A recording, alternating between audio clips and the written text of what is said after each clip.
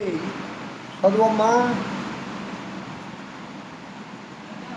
యెషయా గ్రంథము 61వ అధ్యాయము 1వ వచనము నుండి. ప్రభువగు యెహోవా ఆత్మ నా మీదకి వచ్చి ఉన్నది, దీనులకు సువర్తమానము ప్రకటించుటకు యెహోవా నన్ను అభిషేకించెను. నలిగిన హృదయం గలవారిని దృఢపరచుటకును, చెరలో ఉన్న వారికి విడుదలను, బంధింపబడిన వారికి విముక్తిని ప్రకటించుటకును, యెహోవా హితవత్సరమును మన దేవుని ప్రతి దండన దినమును ప్రకటించుటకును, దుఃఖక్రాంతులందరినీ ఓదార్చుటకును, సియోనులో దుఃఖించు వారికి ఉల్లాసవత్సరములు ధరింపచేయుటకును, మూడెదుకు ప్రతిగా భూదండను, దుఃఖమునకు ప్రతిగా ఆనంద తైలమును, భారభరితమైన ఆత్మకు ప్రతిగా స్తుతి వస్త్రమును వారికి ఇచ్చుటకును ఆయన నన్ను పంపి ఉన్నాడు. ఆమేన్. దేవుడు తన పరిశుద్ధ వాక్యమును ఆశీర్వదించి దీవించునుగాక. హల్లెలూయా. పిల్లరా, ఈ భాగంలో ఒకసారి మనం గమనం చేసినప్పుడు యేసు క్రీస్తు వారి గురించి యెషయా వారు ముందుగా ప్రవచించాడు. ప్రభువు యెహోవా ఆత్మ నా మీదికి వచ్చి ఉన్నది, దీనులకు సువర్తమానము ప్రకటించుటకు యెహోవా నన్ను అభిషేకించెను. దీనులకు, ఈ లోకంలో యేసుక్రీస్తు ప్రభువు ఈ లోకానికి వచ్చి సువార్తను చాటింది మొదటిగా ఎవరికి అంటే రాజులకు కాదు, జ్ఞానవంతులకు కాదు, గొప్పవారికి కాదు. ఆయన అనుకుంటే ఎవరినైనా ఎన్నుకోగలడు. లోకంలో బహు జ్ఞానవంతులైన వారిని ఆయన శిష్యులుగా చేసుకోగలడు. బహుభాషా ప్రవీణులను ఆయన శిష్యులుగా చేసుకోగలడు. ఆయన ఎవరిని ఎన్నుకున్నాడు? ఆయన లోకానికి ఎందుకు వచ్చాడు? ఎలాంటి ఆత్మచేత ఆయన అభిషేకించబడ్డాడు అంటే దీనులకు శుభవర్తమానం వినిపించడానికి, దీనులకు సువార్తను అందించడానికి యెహోవా నన్ను అభిషేకించెను అంటాడు. హల్లెలూయా చెప్పమ్మా. మా దీనులైన వారిని, దరిద్రులైన వారిని, పేదవారిని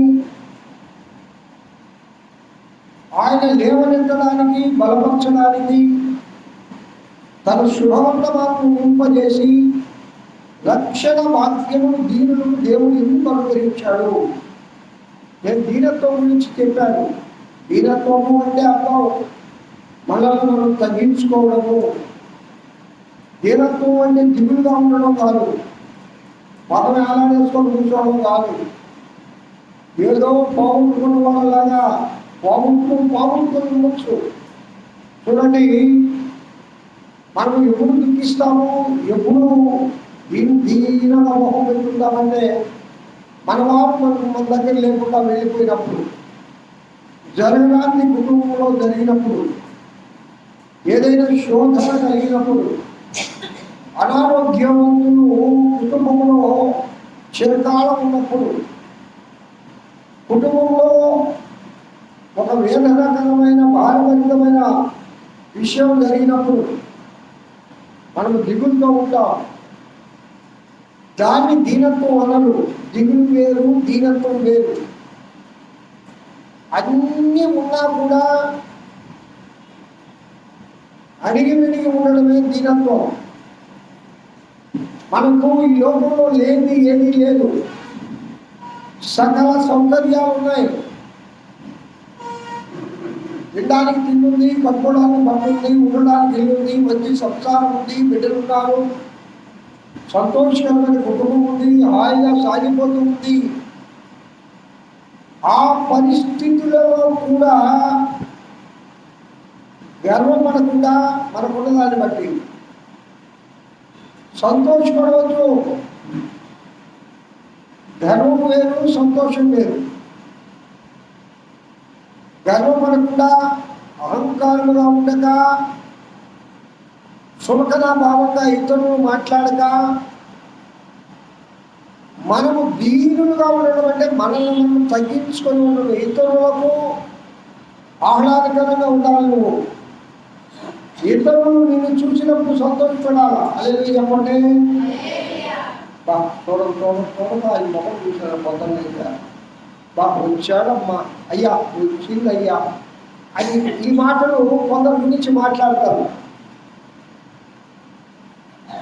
కొన్ని రోజులు రాకపోయినా బాగుండే, ఆ మొహం చూడకపోయినా బాగుండే అనుకుంటావు. ఎప్పుడంటే అమ్మగారి మొహం చూసాను చెప్పట్లు అనుకుంటారు కాబట్టి. ఎప్పుడు ఒకవేళ మాట్లాడిందా బయటపూర్వమైన గర్వం మాటలు మాట్లాడాలి. ఒకవేళ ఏమైనా మాట్లాడదామంటే ఇతరుల గురించి లేదుకొని ఊరిలో ఉన్న విషయాలన్నీ ఆ తల్లికి కావాలి.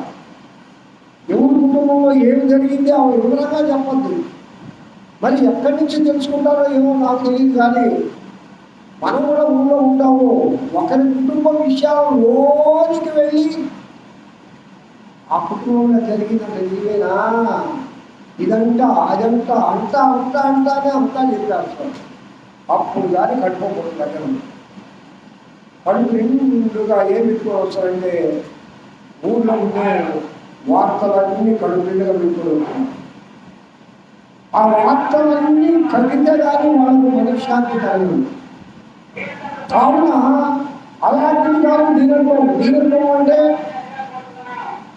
మాట మాట్లాడితే మాట్లాడటం, మాట మాట్లాడితే చాలా వినయంగా మాట్లాడటం. ఒక మాట మాట్లాడితే ఎక్కువ, రెండో మాట మాట్లాడితే తక్కువ అన్నట్లుగా అవసరమైన మేలుగా మాట్లాడాలా. విశ్వాసులు ఏం తెలుసుకోవాలంటే అధికంగా మాట్లాడటం వల్ల ఏం జరిగిందంటే హరియమా బయట రాగన్న మాటగా అధికంగా మాట్లాడడం వల్ల తప్పులు దొరికిపోతాయి. అదన ప్రసంగం అంటామండి. అదన ప్రసంగం అద్వైత కుమారుడు చెప్పు. అదనంగా మాట్లాడడం ఉన్నదానికంటే ఎక్కువగా మాట్లాడటం. అలాంటి వారు దీనత్వం కలిగి ఉండరు. దీనత్వం కలిగి అంటే ఇప్పుడు ఇజ్రాయేల్ ఉన్నాడు, వాడిని పలకరిస్తేనే పలకతాడు, లేకపోతే ఏమైనా అంటాడు.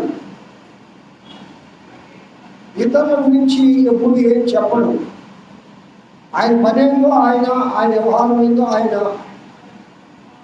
అంటే వాళ్ళ ఫ్రెండ్స్తో మాట్లాడుతుందేమో నాకు తెలియదు, కానీ నా దగ్గర మాత్రం అక్కడ ఉంటాడు. ఫ్రెండ్స్తో బాగా మాట్లాడవచ్చు, కానీ అక్కడ కూడా నేను ఇక్కడ మన చర్చి పని జరిగేటప్పుడు కూడా చూశాను. వాళ్ళ పని వాళ్ళతో కూడా వాళ్ళ మేస్త్రులతో కూడా ఎక్కువ మాట్లాడే ఉన్నారు. కొంతమంది అంటారు వాముడు కాయలు అని 24 గంటలు మాట్లాడుతూనే ఉండాలి, లేకపోతే వాళ్ళు పొద్దుకోదు. అహల్యంలాగా నువ్వు మాట్లాడవు కదా, నీకు నువ్వు అస్సలు మాట్లాడు, నేను ఇన్నే ఇల్లు వాముడు కాయ అంటారు. 24 గంటలు మాట్లాడుతూనే ఉంటారు. మనం మాట్లాడచ్చమ్మా, మంచి విషయాలు మాట్లాడండి, దీనత్వం కలిగి మాట్లాడండి, వినయంతో మాట్లాడండి, విధేయత కలిగి మాట్లాడండి, ఏది అవసరమో అదే మాట్లాడండి. మొహాలు మాట్లాడితే దేవుడు వాక్యం మాట్లాడండి, దైవిక సంబంధం విషయాలు మాట్లాడండి. దేవుడి గ్రంథంలో ఉన్న భక్తుల గురించి మాట్లాడుతుంది. స్త్రీలు కదా, దేవుడి గ్రంథంలో ఉన్న ముఖ్యమైన స్త్రీలు ఉన్నారు, భక్తి కలిగిన స్త్రీలు ఉన్నారు, ప్రార్థించే స్త్రీలు ఉన్నారు, ఉపవాసం ఉండే స్త్రీలు ఉన్నారు, దేవుని కొడుకును పొందిన స్త్రీలు ఉన్నారు, దేవుని ఏర్పాటు చేసుకున్న స్త్రీలు ఉన్నారు. అవి మాట్లాడుకోండి. కానీ ముసలమ్మ ముచ్చట్లు అంటే ఏం చెప్పలా, లేకపోతే ముసలమ్మ ముచ్చట్లు అంటే ఏంటి, ఏం ముచ్చట్లు ఉంటాయి? అవతల వాళ్ళ సంగతులు, యువతల వాళ్ళ సంగతులు, ఆయన దెబ్బ సంగతి, ఈ దెబ్బ సంగతి, ఆయన సంగతి, ఏం సంగతి, ఎందుకు అసలు కొప్పులు ఒక దగ్గరగా చేస్తుందంటే ఆడ మంటేనంట. అగ్గిపులు కూడా ఎలిగి వెళ్ళా 3 కొప్పులు ఉండేది ఆవులు. సరే ఒక గంట సేపు మాట్లాడుకుంటే ఒకరికొకరు తగ్గించుకుంటే బాగు. సమాధానం మోకన ఫస్ట్ నవ్వుకుంటా ఏం అక్క ఏమమ్మా అంటున్నారు. పోయేటప్పుడు మొహం తీసుకోను అలా పోతాను. ఎందుకో ఆ మాటల్లో తేడా.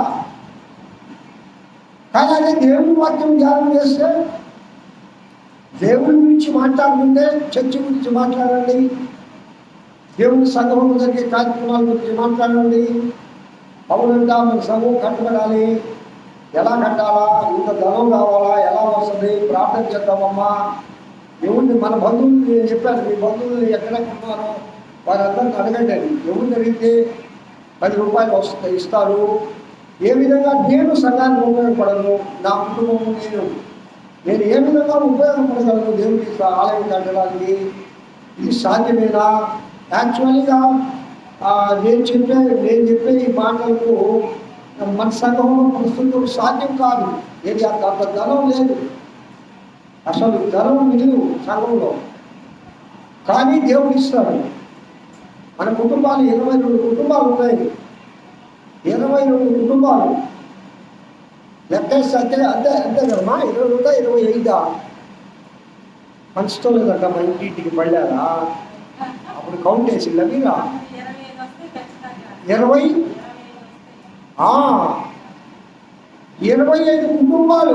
కుటుంబాల వారీగా ఇవాళ ఒక కుటుంబం అంటే అది నిబంధన అని మనం చేసుకున్నప్పుడు, ఒకవేళ తీయకపోతే నీ యొక్క బంధువర్గం ఏదైనా ఉంటే వాళ్ళని అడిగేదే నీ పక్షాన్ని ఇవ్వాలి. కావున ప్రియులారా అవి మాట్లాడు. దీనము కలిగిన మాటలు అంటే ఒక ఆమె పేరు దీనమ్మ. ఏం పేరమ్మా? దీనమ్మ. ఆమె మాట్లాడిద్దా తగులే. దీనత్వం అనేది ఆ మొహంలో కనపడదు, మాటల్లో కనపడదు, నడవడికలో కనపడదు. మా శిక్షలు ఎప్పుడు చూసినట్టే ఉంటుంది. నాకు మా పెద్దమామ వస్తే ఇంట్లో సందడి గలగల గలగల గలగల గలగల అంటుంటుంది. మా మేనమ్మలో కూడా గలగలే, 1 నిమిషం గౌరవం. మా ఇంట్లో మనుషులు ఏదంటే ఉంటారు, మేము ఉంటే అలా ముందు వాడు ఉంటే వాడి వ్యవహారం ఏదో వాడు, ఉంటే ఆ వ్యవహారం ఏదో నేనుంటే నా వ్యవహారం ఏదో. సందడే ఉండదు.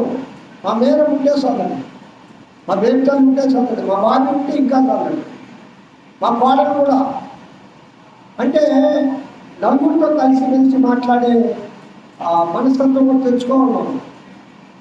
ఒక వ్యక్తిని మార్చాలి అంటే, ఒక వ్యక్తితో మాట్లాడాలంటే దేవుడు వాక్యం వ్యక్తి మాట్లాడాలి, దేవుడు వాక్యం ద్వారా మాట్లాడాలి. యేసు ప్రభువారు ఈ లోకానికి ఎందుకు వచ్చాడంటే దీనులకు రక్షణను ప్రకటించడానికి వచ్చాడు. ఆయన ఈ లోకానికి వచ్చినప్పుడు తనకు శిష్యులుగా ఏర్పాటు చేసుకుంది, బెస్తవాన్ని ఏర్పాటు చేసుకున్నాడు, చేపలు పట్టే వాళ్ళని ఏర్పాటు చేసుకున్నాడు. వాళ్ళ మీద చదవరులు కాదు, జ్ఞానవంతులు కాదు, గ్రామంలో మంచి పేరు ప్రఖ్యాతులు పొందిన వాళ్ళు కాదు, లేకపోతే గ్రామంలో అధికారం చలాయించేవాళ్ళు కాదు.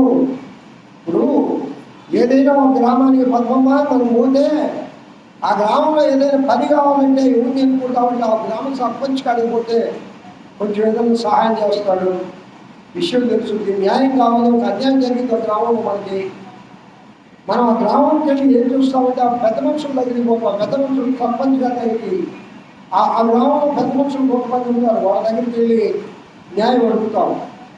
కానీ యేసుక్రీస్తు ప్రభువు ఇచ్చిన ఆత్మ ఎలాంటిదంటే దీనులను సువర్తమానము ప్రకటించడము యెహోవాను అభిషేకించను. హల్లెలూయా. ఏమా దుఃఖంతో ఉన్నారు అందరూ, వ్యాధంతో ఉన్నారు అందరూ, భారభరితమైన హృదయంతో ఉన్నారు అందరూ. ఎందుకు అలా ఉన్నారు? నేను పరిశుద్ధాత్మ దేవుడు ఏమంటాడంటే దుఃఖాక్రాంతులను నేను ఓదారుస్తాను అంటాడు. దుఃఖంలో ఉన్నావా? నీకు నేను ఓదార్పిస్తా. ఫస్ట్ పాయింట్ ఏంటంటే ఎందుకు దుఃఖపడుతున్నావు? What is the cause? అసలు కారణం ఏంటి? దుఃఖానికి ఒక కారణం ఉండాలిగా. ఊరికే రావుగా కన్నీళ్ళు, ఊరికే రాదుగా దుఃఖం. దుఃఖం వస్తుందంటే మన జీవితంలో జరిగిన సంఘటనలే కానీ, కుటుంబంలో జరిగిన సంఘటనలే కానీ, లేక మన యొక్క అనారోగ్యమే కానీ, లేక కుటుంబ పరిస్థితులే కానీ దుఃఖాక్రాంతంగా ఉండవచ్చు. కానీ ప్రభు అంటాడు, దుఃఖాక్రాంతులను ఓదార్చుటకును, సియోనులో దుఃఖించు వారికి ఉల్లాస వస్త్రం. సియోను అంటే నేను చెప్పాను, దేవుని ఆలయంలో దుఃఖంతో ప్రార్థించే వారికి, దేవుని ఆలయంలో విరిగి కలిగిన హృదయంతో ప్రార్థించే వారికి, దేవుని ఆలయంలో కన్నీటితో ప్రార్థించే వారికి, దేవుని ఆలయంలో విరిగి నలిగిన మనస్సు కలిగిన వారికి ఉల్లాస వస్త్రం ఇస్తాడట. నువ్వు కన్నీరు కాచి ప్రార్థించి చూద్దు. కానీ ఆ భారమంతా పోయిన తర్వాత ఎంత చక్కగా ఉంటుందంటే నీకు ఎంతో సంతోషంగా ఉంటుంది. మనసు తేలిక ఉంటుంది, తేలికైపోద్ది. మనసు అంతా ఎంతో బరువు దించేసినట్టు అయిపోతుంది. అనగా దేవుని సన్నిధిలో కన్నీరు కాచి ప్రార్థన చేసి ఆయన పాద సన్నిధిలో నీకున్న దుఃఖం అంతా ఆయన దగ్గర పెట్టి, నువ్వు దేనికోసం దుఃఖపడుతున్నావో, దేనికోసం వేదన పడుతున్నావో, ఏది కావాలనుకుంటున్నావో, ఏమి పొందాలనుకుంటున్నావో, కుటుంబంలో ఏ లోటు ఉన్నదో, లేక ఏ అనారోగ్యం ఉన్నదో, లేక ఎవరి మార్పు పొందాలనుకుంటున్నావో, నీ నీ నీ నీ నీ యొక్క హృదయంలో ఉన్న భారాన్ని ప్రభు సన్నిధిలో సియోనులో దుఃఖించు వారికి ఉల్లాస వచనంతో వారికి నేను ధరింపజేస్తాను. సంతోషంతో చెప్తున్నాను. ఉల్లాసము అంటే అర్థం ఏంటంటే సంతోషం కంటే హై స్థాయి. సంతోషము, తర్వాత ఉత్సాహము, మూడవది ఉల్లాసం. అంటే సంతోషంలో పీకి వెళ్ళిపోతాం అన్నమాట. ఆ స్థాయిని దేవుడు నీకు ఇస్తాడు. ఎప్పుడు? సియోనులో దుఃఖించాలి. నీ భారం ప్రభు దగ్గర పెట్టే కదా. దేవుని సగంలో మనందరం సమాజంలో ఉన్నప్పుడు, నువ్వు ప్రార్థనలో ఉన్నప్పుడు, ఈ 40 దినాల కూడికల్లో నువ్వు ప్రార్థన చేయాలి ప్రభు సన్నిధిలో. నీ హృదయ భారం ఆయన సన్నిధిలో కుమ్మరించు. ఎందుకు లోపల పెట్టుకొని నువ్వు కుళ్ళిపోతా ఉంటే నీ ఎముకలు కుళ్ళిపోతాయి, నువ్వు అనారోగ్యానికి గురవుతావు. నీ వల్ల కుటుంబంలో కూడా మనశ్శాంతి ఉండదు. నువ్వు కుటుంబానికి ఉల్లాస వస్త్రంగా ఇచ్చేదానిగా ఉండాలా, కుటుంబానికి సంతోషం పంచిపెట్టేవాడిగా ఉండాలా, కుటుంబాన్ని ఆనందంగా నడిపేవాడిగా ఉండాలా. కుటుంబంలో ముఖాలు చూస్తే సమాధానమైన ముఖాలు ఉండాలా. ఎడమకో ఎడమకో నలాంటి నల్లని శరీరం కలిగినోడు ఇంకా దుఃఖంలో ఉంటే ఇంకా నల్లగా అయిపోతాను, గడ్డలు అయిపోతాను. అదే సంతోషము నా మనసులో ఉంటే నా ముఖము నల్లంగా ఉండొచ్చు, కానీ నా ముఖంలో ఉండే కాంతి, ఆ సంతోషం అందరూ చూస్తాను. కుటుంబానికి మీరు సంతోషకారణంగా ఉండాలి. అదే నువ్వు చెప్తావా? ఇంకొకసారి చెప్తావా? కుటుంబానికి దుఃఖ కారణంగా నీ వ్యవహారం ఉండకూడదు, నీ ప్రవర్తన ఉండకూడదు. కుటుంబానికి గత బిడ్డలకు కన్నా, లేక తల్లిదండ్రులకు, లేక పెద్దలకు నువ్వు సంతోషాన్నిచ్చే బిడ్డగా, సంతోషాన్నిచ్చే యజమానుగా, సంతోషాన్నిచ్చే యజమానురాలుగా ఉండాలి. నువ్వు ఎప్పుడుంటావంటే సియోనులో దుఃఖాక్రాంతుడు అయినప్పుడు, అనగా దేవుని మందిరంలో నీకున్న భారం అంతా అంటాడు. నీ భారం నేను మోస్తానంటాడు. నీకున్న భారం అంతా ఆయన యొక్క పాద సన్నిధిలో ఆయన మీద నువ్వేందుకు దుఃఖపడతావు? కార్యం చేయి ప్రభువా, నా భారం ఇది నాయన, అనారోగ్యం ముందు తగ్గించు ప్రభువా, ఇదిగో నాలో ఉన్న ఈ బరువు తిప్పేది ఆయన. ఆ బరువు ఎప్పుడు తిప్పుతాడు? ప్రభువు చెప్పుకొని ఆయన పాదాల దగ్గర నువ్వు దాన్ని వదిలిపెడితే ఆయన నీ భారభరితమైన హృదయానికి, నీ దుఃఖానికి బదులు నీకేమిస్తారంటమ్మా? సంతోష వస్త్రము. దాన్నే ఉల్లాస వస్త్రములు అన్నాడు. ఉల్లాస వస్త్రములు అన్నాడు కదా, వస్త్రము అన్నా. చాలా ఉన్నాయి సంతోషాలు. మానవుడికి చాలా ఉన్నాయి సంతోషాలు. ఈరోజు బాగా నీకు ఇష్టమైన ఆహార పదార్థం ఇంట్లో చేసి పెడితే ఇష్టమైన వంటకాలు చేసి పెడితే ఓ సంతోషంగా ఉంటాము. పచ్చడి మెతుకులు పెడితే ముఖం కూడా మారిపోతుంది పచ్చడిలాగా. అలా కాకుండా నీ కుటుంబంలో బిడ్డలు ఒక మంచి స్థాయిలో ఉంటే సంతోషంగా ఉంటుంది. అంటే ఒక్కొక్క వస్తువు ఇది నీ కుటుంబాన్ని బట్టి వచ్చే సంతోషం, నీ బిడ్డలను బట్టి వచ్చే సంతోషం, నీ సంఘాన్ని బట్టి వచ్చే సంతోషం, నీ రక్త సంబంధం బట్టి వచ్చే సంతోషం. మూడవది నీ ఉద్యోగంలో నీకు కలిగే సంతోషం. చాలామంది ఉద్యోగాల్లో దుఃఖం ఉంటుంది, ఉద్యోగాల్లో శోధనలు వస్తాయి, ఉద్యోగాల్లో కష్టతరమైపోతుంది. ప్రస్తుతం ఉద్యోగాలు చేయడం చాలా కష్టంగా ఉంది, చాలా కష్టతరమైన పనులు ఉన్నాయి. వాటిలో కూడా సంతోషం ఇవ్వాలంటే నువ్వు ఉద్యోగానికి పోకుండా ప్రభు సన్నిధిలో ప్రార్థన చేసుకొని ఉద్యోగానికి వెళ్ళాలి. ప్రార్థన చేసుకొని బయట అడుగు పెట్టాలి. ప్రార్థన అదిగాక కనీటి ప్రార్థన చేస్తే విరిగి కలిగిన మనసు దేవుడికి ఇష్టమైన పని కాబట్టి కనీటి ప్రార్థన చేస్తే ఆయన ఉల్లాస వస్త్రములు అన్నాడు అక్కడ. అదేనా ఆలయమ చూడు 8వ వచనం 3వ వచనంలో సియోనులో దుఃఖించు వారికి ఉల్లాస వస్త్రములు ధరింపజేస్తాడట. బూడిదకు ప్రతిగా పూదండని ఇస్తాడట. దుఃఖానికి ప్రతిగా ఆనంద తైలం, ఆనంద తైలం, ఆనంద తైలం, ఆత్మీయ తైలం, అభిషేక తైలం. ఈ తైలము అంటే ఇది దేవుని యొక్క పరిశుద్ధాత్మ. పరిశుద్ధాత్మ ఇచ్చే ఆనందం అంతా ఇంత కాదు. దేవుని ఆత్మలో ఆనందిస్తే అది పరలోకంలో దేవుని దూతంతో కలిసి దేవుడు మనకు ఆనందం దేవుడు పంచిపెడతాడు. ఈ ఆనంద తైలాన్ని గురించి నేను ఒక దినం మనము మాట్లాడుకుందాం. తర్వాత స్తుతి వస్త్రము అట ఏదమ్మా భారభరితమైన ఆత్మ. ఇప్పుడు చాలామంది గుండెలు భారంగా ఉన్నాయి. ఎందుకంటే నీలో ఒక దిగులు ఉంది, నీలో ఒక వేదన ఉంది, నీలో ఒక బాధ ఉంది, నీలో ఒక విధమైన శోధన ఉంది, నీలో ఒక విధమైన నిరాశ ఉంది, నీలో ఒక విధమైన నిస్పృహ ఉంది. వాటికి బదులు నీకేమిస్తాడంట? స్తుతి వస్త్రము. హల్లెలూయా, హల్లెలూయా. మీకు నేను టెక్నిక్ చెప్తా వినండి. మీకు బాగా భారభరితంగా, దుఃఖంగా, వేదనగా, శోధనగా ఉన్నప్పుడు మౌనంగా వెళ్ళి నీకు సపరేట్ గది ఉంటే ఆ గదిలో పెద్దగా చెప్పుకో స్తోత్రాలు. ఒక 10 నిమిషాలు స్తోత్రాలే చెప్తా ఉంది. ఒకళ్ళు నీ ప్రభు సన్నిధిలో లేదు, అందరూ ఉన్నారంటే మౌనంగా కూర్చొని కళ్ళు కూర్చొని ప్రభు ఆత్మతో నీ ఆత్మను లింక్ చేసి స్తోత్రం స్తోత్రం స్తోత్రం స్తోత్రం స్తోత్రం స్తోత్రం చెప్తానే ఉండండి. 10 నిమిషాల తర్వాత నీలో ఉన్న భారం అంతా దేవుడికి చేస్తాడు. హల్లెలూయా. అసలు ఆ దుఃఖం ఎట్లా వెళ్ళిపోతుందో నీకు తెలియదు. ఒక విధమైన ఆనందాన్ని దేవుడు నీకు ఇస్తాడు. ఆనంద తైలంతో ఆయన నిన్ను అభిషేకిస్తాడు. స్తుతి వస్త్రము నీకు ధరింపజేస్తున్నాడు. అది టెక్నిక్. అది టెక్నిక్ అంటే ఒక శోధన ఉంది కుటుంబంలో, బాధకరమైన మాటలు మాట్లాడుతూ ఉన్నారు, శోధిస్తూ ఉన్నారు, వేధిస్తూ ఉన్నారు, తట్టుకోలేనంత బాధ.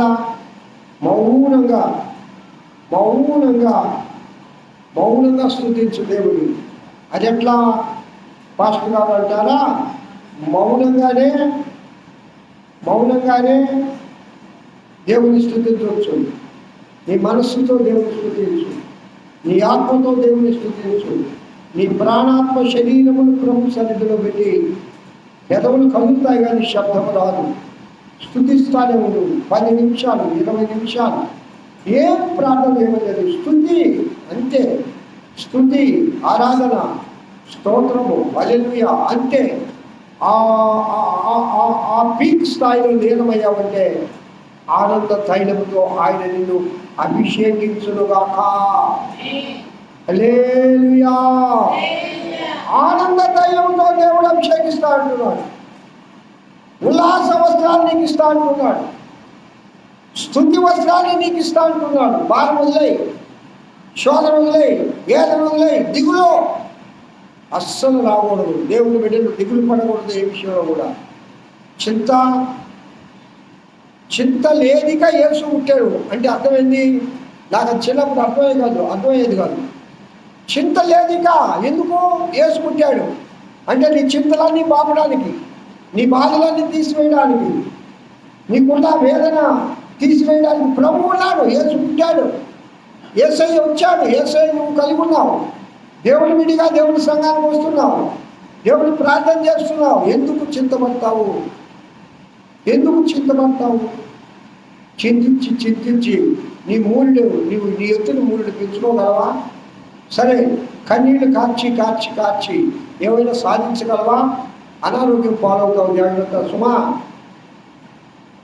లో బీపీలోకి వెళ్ళిపోతావు, అన్కాన్షియస్ అయిపోతావు, ఏమీ సాధించలేవు. లేనిపోని శోధనలో తెచ్చిపెడతాం. నీ చింత కుటుంబానికి దుఃఖాన్ని తెచ్చిపెడుతుంది.